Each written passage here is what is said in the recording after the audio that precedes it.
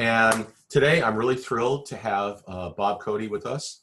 Bob Cody has been a member of our board for a number of years, what, 7, 8 years now, Bob, I think, All right. on the board of the Cape Cod Technology Council. I first met Bob when he was over at the Cape Cod Community College. Bob and I sat on the Smarty Cape partnership for a while. And now he is the executive director of Leadership Cape Cod. So Bob, welcome. Thanks so much for joining us today. Thanks, Bert. It's a pleasure to be here. Thanks to you and Rob for the invitation.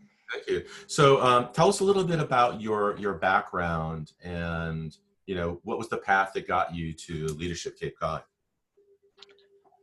Well, actually, the path I started in upstate New York. I grew up in Troy, New York.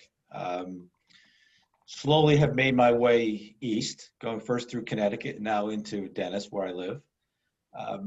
I've been, by training, I'm an organic chemist. I hold a doctoral degree in organic chemistry.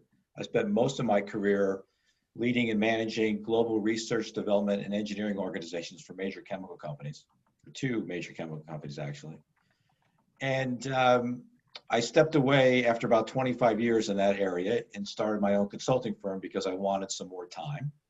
I moved this direction, came out to the Cape. I was fortunate enough to purchase a home. And my purpose was simply to find enough clients so I could justify coming out and going to the beach and playing golf occasionally. That morphed into a full-time role at Cape Cod Community College. And one of the opportunities I had while I was at 4Cs was to participate in the Community Leadership Institute program, or CLI. And for me, that was kind of that was a change in terms of my understanding of what the Cape was all about. And I left the college to, again, go back to consulting, to do some other things. And the opportunity opened up as the CLI was looking for executive director. And for me, I thought it was, let me say it this way. Through my years in corporate life and in academic life, I've done too many professional development programs that I can count. Some of which maybe had 5 minutes of value in a 3 or a 5 hour program. I found the CLI program to be the single most enjoyable and beneficial program I had ever participated in. What I found was it was a great way to learn about the Cape. You got to sit down with leaders, talk about issues and challenges that are going on here, a great way to network with people out here. And so when I saw the opportunity to be a part-time executive director there, I kind of jumped on it, and I was very fortunate to be able to get it. Because for me, what this program is really about is building the foundation and the skill set to create the next generation of leaders and to make this great place even better than it is. And I live kind of simply. It's when we all leave this place, our job is to make sure it's in good hands and it's better than it was. So that's kind of why I jumped in here. And it's been a blast since then.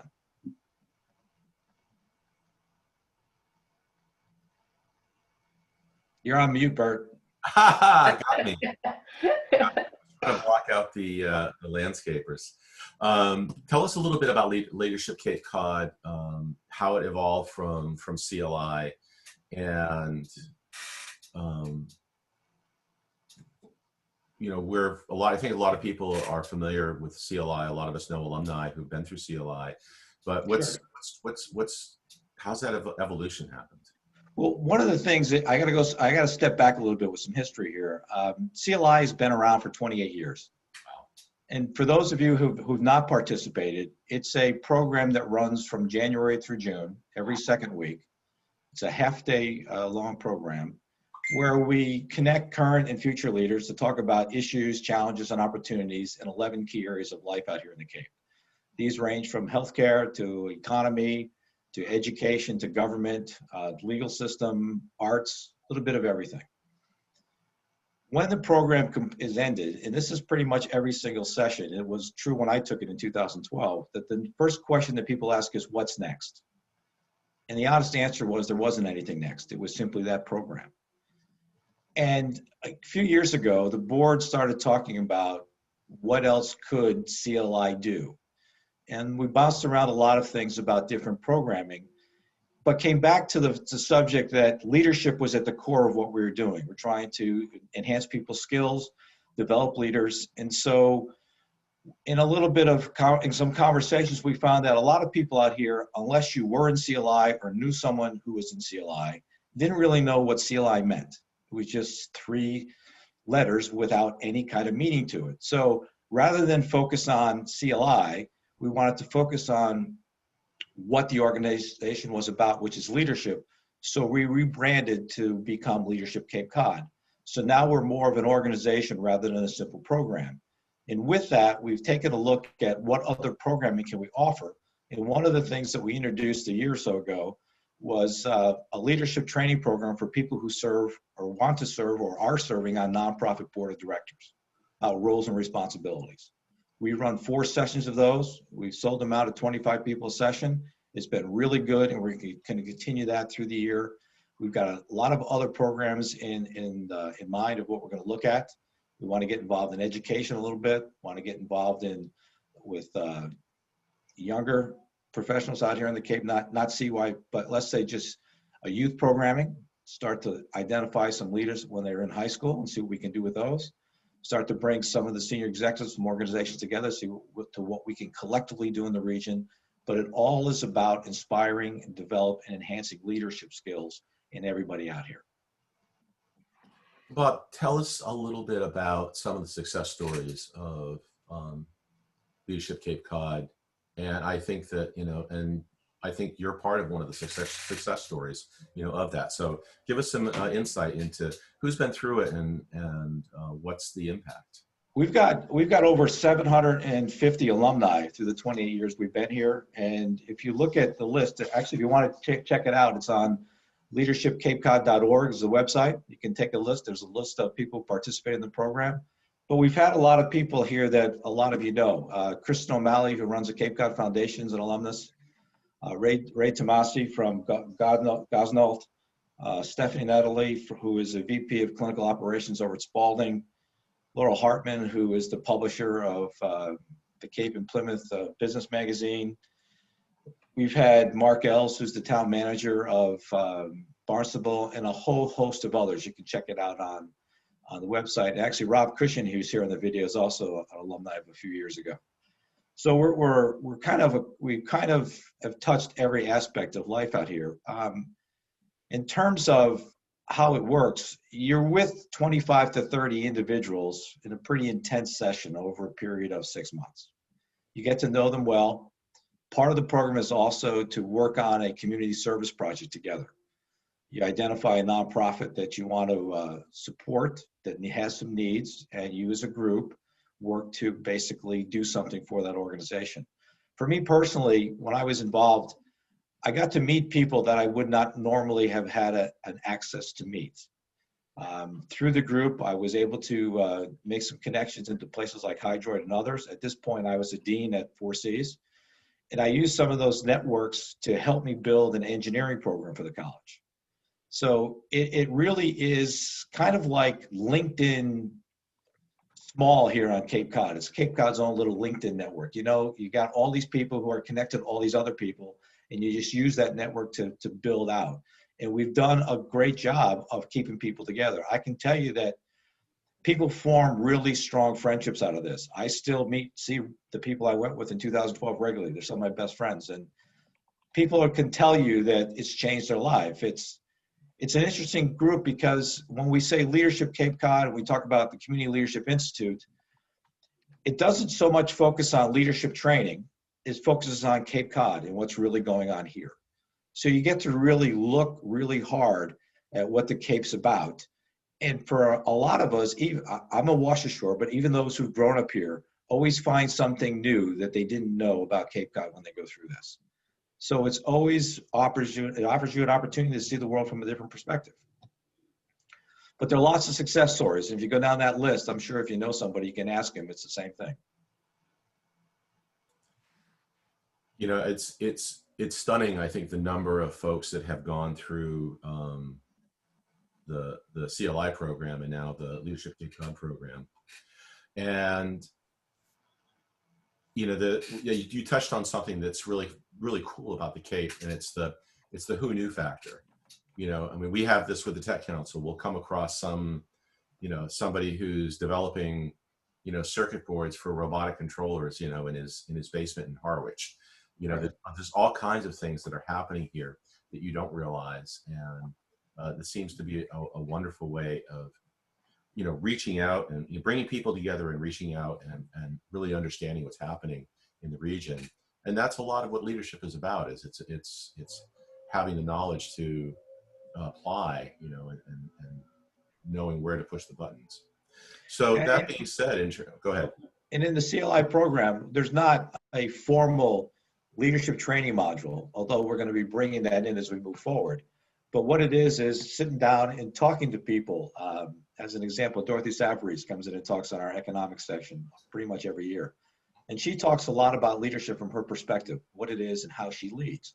And even though we don't have a formal training aspect, we're hearing from leaders talking about their own personal experience, what makes it work for them, and what's important to them, and how they work with people in their organizations, and all the things that they've stumbled on, and all the things that they've fallen down on, but figured out how to get through it. So we're hearing from people that are right in the middle of everything.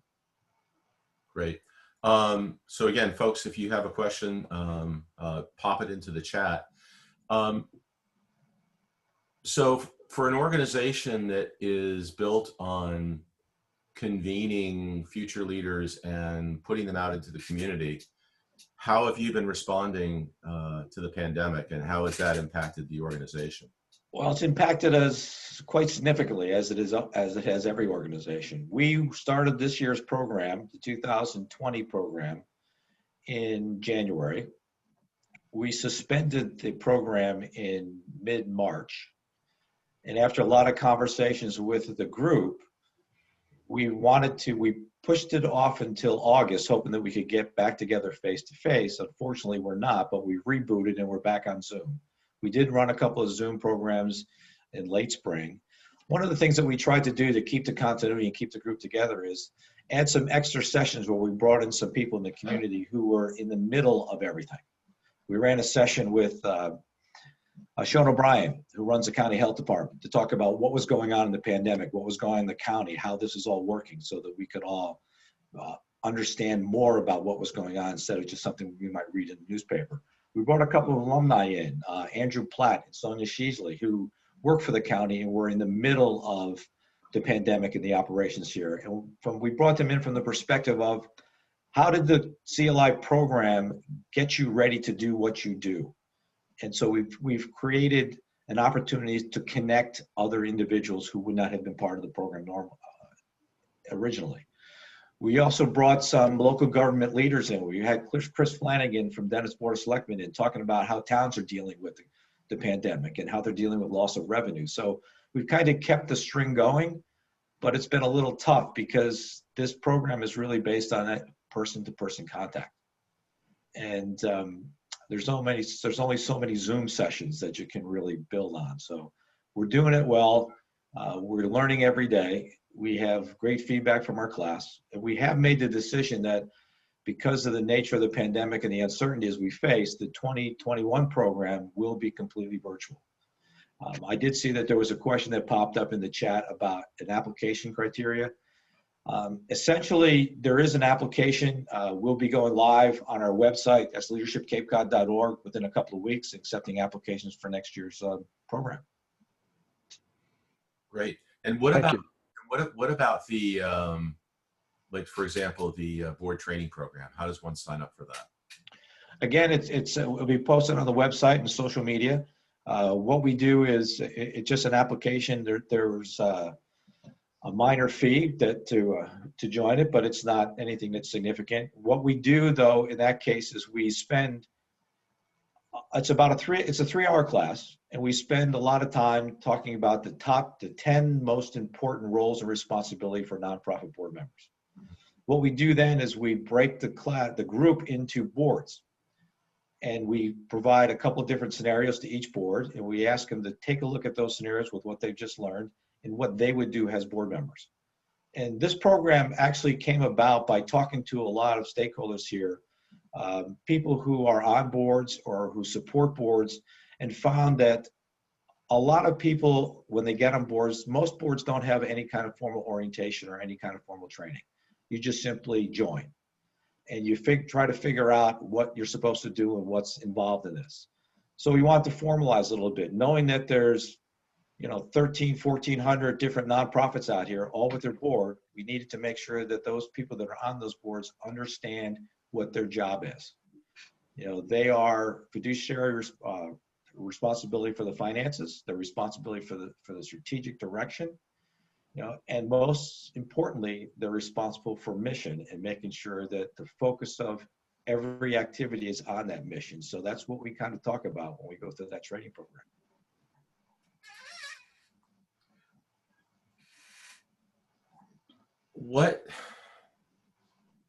How does Leadership Cape Cod sustain itself? So, I mean, you have, I don't imagine you have a huge budget, but you are the executive director, and I know that you have a big heart, but you also have needs. So they're funding you. There are other costs for the organization. How is the organization funded? Where does the revenue come from? There's revenue from fees that we charge to participate in the program. The CLI program itself, for this coming year, the cost is $795 to participate. Our board training up to this point has been $25 to participate in that program. So those are sources of income for us. We also look for sponsors, people to sponsor the program, for donations. We apply for grants. And in this world, as you know, it's getting harder and harder, but we look for people who are similar in terms of their mission. And we look for those to help support us and to spread the message and to kind of enhance the skills of people in the region. So we go to places like Cape Cod 5. We go to places like Chef Chepley and others and talk to them about what we're trying to do and find some common ground and hope that we can get them to be part of one of our sponsors for one of our programs. Sure. What do you like best about what you do? Everything. I know that sounds crazy, but it's really pretty amazing when you start a class and you're talking to 25 different people who don't know each other by and large. They may have recognized a name or two. And by the time you're done, you have this cohesive group who are so engaged and they don't want to leave. It's actually a very cool feeling. Reaching out, talking to people, getting speakers is challenging, but also great, because once people who if they haven't spoken or they don't know you, when you start talking about what the program is about, you can really get them engaging and really becomes a great event. I'll give you a feel for some of the people we've had. This year on our arts session, we had David Keene from the Katuitt Center for the Arts, Julie Wakefield from the Arts Foundation. We had George Shar, who is a musician and a music teacher at Falmouth Academy. And we had Jackie DeRuiter, who is the director of the Cape Cod Conservatory. When we talked about our economics session, we had Steve Johnson from Open Cape. We had, I'm going to get his name wrong because I don't always, where is he here? John Agerbach from Cape Cod Coffee, Dave Troutman from Sasua Cafe, Amanda Converse from Live Live Local, and Kara Gavin from Mass Hire, talking about job opportunities out here. So we bring people in from different areas to talk about their perspectives. And what we normally do is the speaker speaks for 25, 30 minutes. We have a Q&A, we have breakout rooms, and everybody gets to spend some time one-on-one with the speaker. So it's a great event. So for me, the part I like is getting it all together. And it's that thing about, don't you love it when a plan comes together, seeing the whole thing take shape. I particularly like the board training for people who want to be on nonprofit boards. Having been on nonprofit boards, served on them for a very long time, I understand that a lot of people simply don't know what their expectations are. And people don't always understand that the success or the failure of that organization depends on their actions and what they do. And it's not just something to polish your resume. It's a very serious role to take. So getting people in and helping them understand what it is they need to do, for me, is is the best thing. It's been a lot of fun to build it and a lot of fun to do it. When is the next board training session? It will probably be sometime in late October. We haven't set the date yet. I expect we'll be setting dates in the next week. Well, we have a new board member for the Tech Council, so maybe we'll send them along to you. The other thing that we do for people who have sitting boards is we'll do the training with your board. So we'll bring it to you rather than you coming to us as well. So you would do like a session specifically for one board? Yes. In those kind of sessions, we kind of drill down a little bit to make sure that everybody understands finances. We're not going to teach an accounting course, but make sure that everybody knows the basic, so when you're talking about your finance report, everybody understands what it is you're actually talking about. Sure. So a question from the chat from Brian. Can you elaborate a little bit more about the speaker bureau on your website? Where are your speakers coming from, and are you looking for more speakers with some specific topics or subject areas? Yes, we're looking for new speakers and more speakers. The speaker bureau it serves two purposes. It helps us identify people who we could use as speakers in our programming. But one of the things that we would like to do is offer opportunities for the community at large to hear from speakers. We haven't really moved down that path right yet because of COVID and everything that's going on. But that was actually set up so that we could find some areas that would be interesting to the general community and provide speakers for that. So if you have specific questions for that, just feel free to give me a call when we're done here. Okay. And my contact information is on the website. Great. So let's talk about you a little bit, Bob.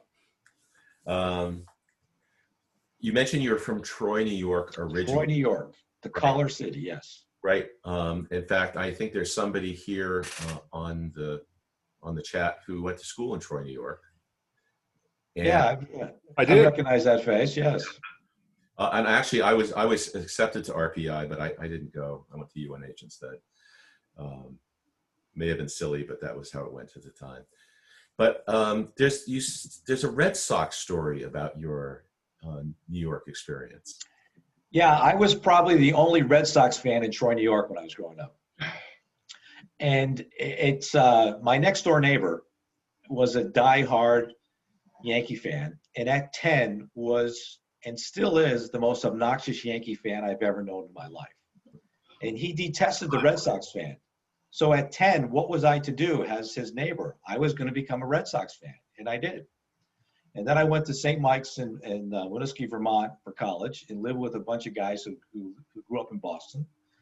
Spent a lot of time in Boston, became a more ardent Red Sox fan. And it turns out I spent after every spring term, we would head to the Cape. We'd spend a week out here. So I got more and more into the Cape, and I started to move east.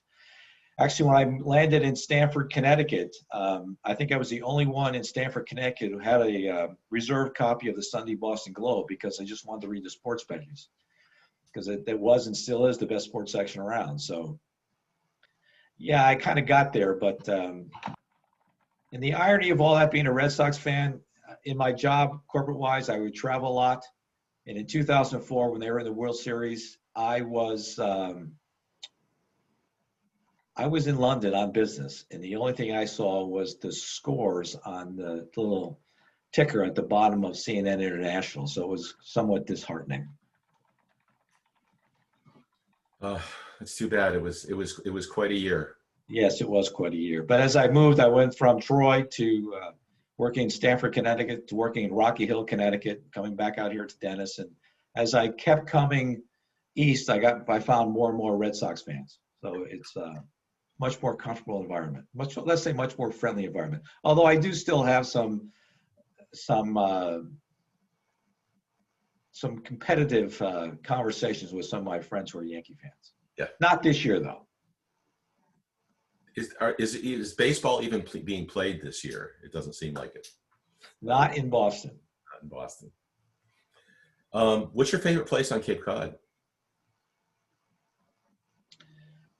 Two, actually. Mayflower Beach and Cold Storage Beach in Dennis. What makes them your favorite places? You can get lost. At low tide, you can walk forever, and it's very peaceful. It's kind of a place I can reset. When I started coming out here, my daughter and I came out here on vacation for the first, for about 18 years. And we've always went to Dennis on the Bayside. It's kind of feels like home to me. And so it's kind of where I hang out when I've got nothing else to do, which is very rare. Although I do find that I do find myself heading on golf courses occasionally. So we got a question in the chat. If you could address a little bit more about some of the virtual training that you're doing. Nobody wants to go exclusively virtual for the long run, but it's going to be the part of the mix for what we have going forward.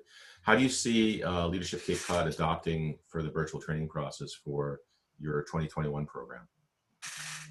Well, I think it's going to be, we're going to try to do a number of things. We're going to have some videotape segments so people can, you don't have to sit in front of your computer all day long. We're still going to have the session with the speakers. We're going to be taking a lot more breaks than we ever have in these sessions. Probably break after every speaker. We're going to be using the breakout room features and things like Zoom. One of the things we're going to try to do is virtual tours. One of the things that we've done historically in the program is every session has been in a different location around the Cape.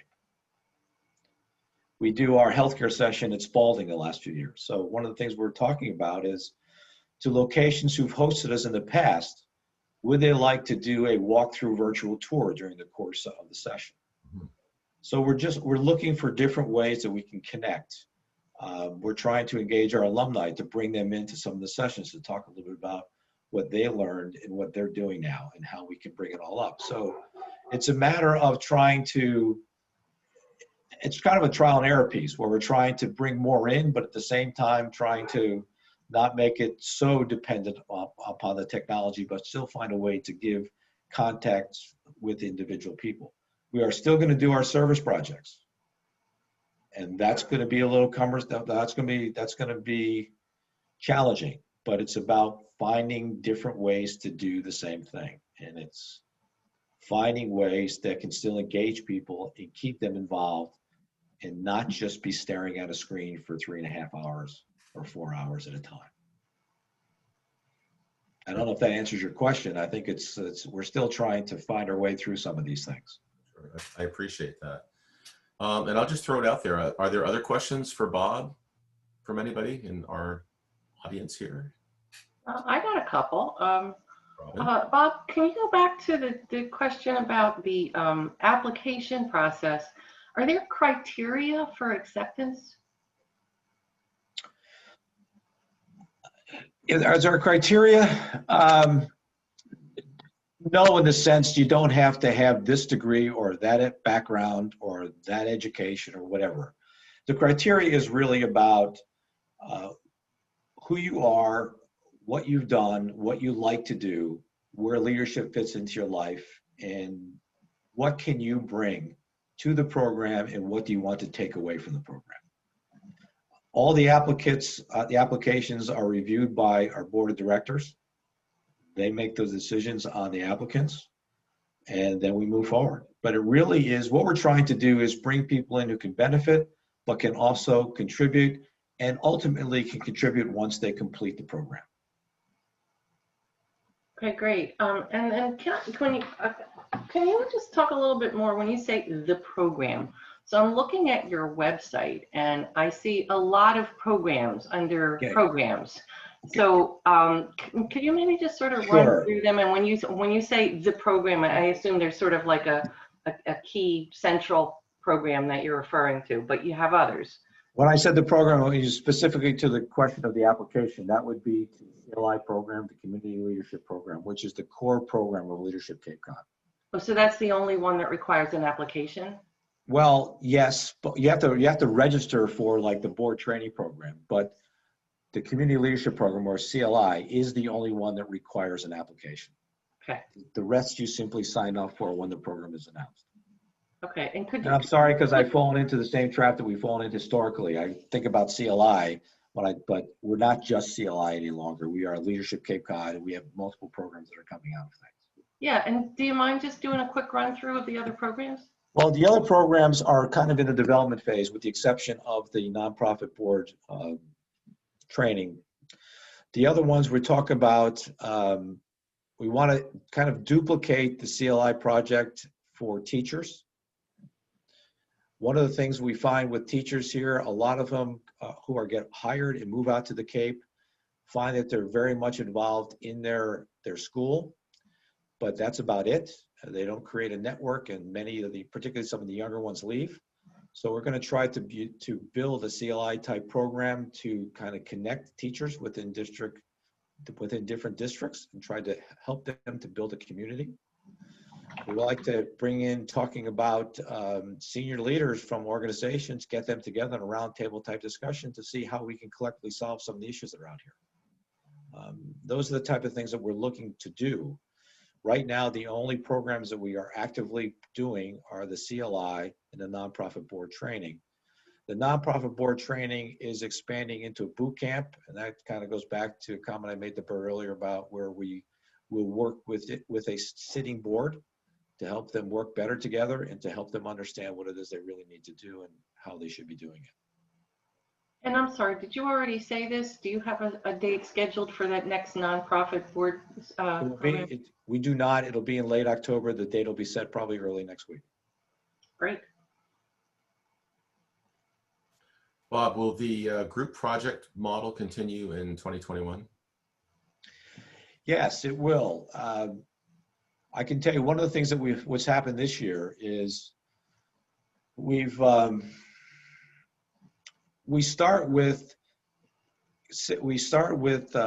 in this case, we had 26 individuals this year's class. So we started with 5 different group projects. We kind of put them on hold because a lot of them were directly related to a face-to-face contact with an organization. We've now moved to a single group project where we're looking at the organization doing PSAs, and the group itself they're looking at trying to help to educate people in what systematic racism is, and that's what they're trying to do through a PSA and some type of educational program. So we are going to keep the group project. It will probably have to be virtual for at least the near future. And our goal as we move through this is to find programs, or sign projects rather, that have legs to them so that they don't end when the program ends. If we can spin off and create other organizations that can take that project on, or we can combine it with an existing nonprofit, or we can integrate it into another existing nonprofit, that's the type of thing we want to do. We don't want to just run the group project and have it stop. And that's one of the things that historically we've done. When I was running it, when I was taking part in it, my group focused on doing a project in support of the Harwich Food Pantry. When our program ended, that project ended. And it kind of seems like it shouldn't. So we're trying to build things that are sustainable, that they can take on and grow from the original concept. Are there other groups around the region or the country that serve as a model for the? There are. There's an association called the Association of Leadership Programming.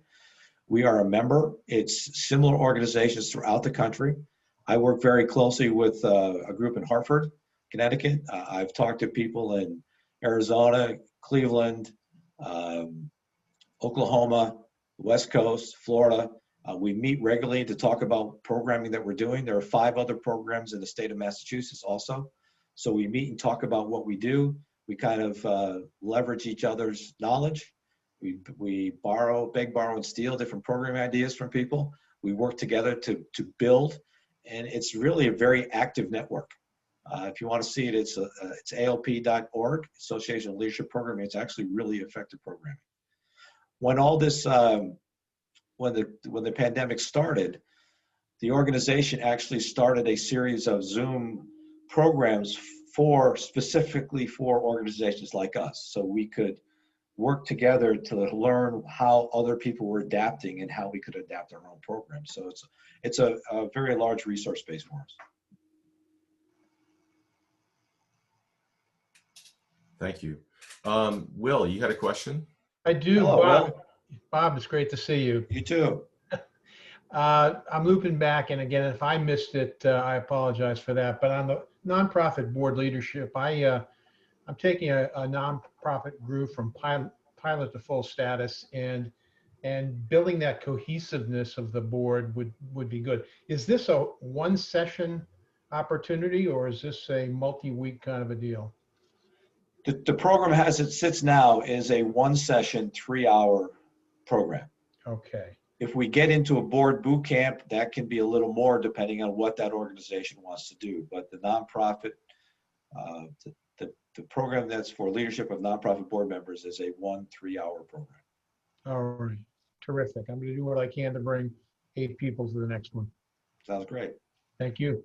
Bob, what can people do to be notified when these programs are scheduled? Is there a mailing list that we can join? Yeah, we have a mailing list that's primarily of alumni right now, but if there's people who want to be put on it, we can put you on it. You do have social media. You know, it's announced on our Facebook page. It's announced on our websites. We're Twitter and Instagram and everything else out there. It's rolling through. So if there are people who really want to be on a mailing list, we can certainly make those accommodations to do that. I'm happy to do it. And anyone can feel free to call me anytime they want. It's I'm happy to share and talk about what the programs are, and a lot of this is personal connection. So we just kind of spread the word around through our own networks. Okay. And if people want to contact you, Bob, how should they do that? Well, there's 2 ways. They can get me through email, Okay. which is rcody@leadershipcapecod.org. And my cell phone is on 24 hours a day, so feel free to give me a call. And that is 203-209-9994. So just give me a holler. I'll be happy to talk to you. Robin, you want to Put pop? those in the chat. You already did. You read my mind. So, Bob, is there anything else that you'd like to share with us? If you haven't participated in the program, come and participate in it. I think you're going to really enjoy it. I think the thing is we're all in this together. So if you have thoughts of what we could do, what we could do better, what programming you might like to see, please give me a call and let me know. Great. Thank you so much. Thanks for spending some time with us today. My pleasure. Thank you. Thank you for all the work that Leadership Cape Cod does. I've met so many people who've been through the program, and they really are just wonderful assets to our community. So keep up the good work. There's some great information in the chat. If you want to grab the chat before we are finished, you can click on the little 3 dots on your chat window and download the chat and save it, so you've got all that content saved for after the fact. We've got, again, First Fridays next week. You can sign up for that on our website, as well as Dr. Tom Fredo on the 9th and Cape Light Compact on the 16th for our coffee chat. So I want to thank everybody for being here today, and we'll look forward to seeing you next time. And if you have any questions about the Tech Council, feel free to reach out to myself or Robin or any of our board members. So everybody, enjoy the rest of your Friday and have a great weekend. Take care. Thanks. Take care. Thanks, Thanks, Bob.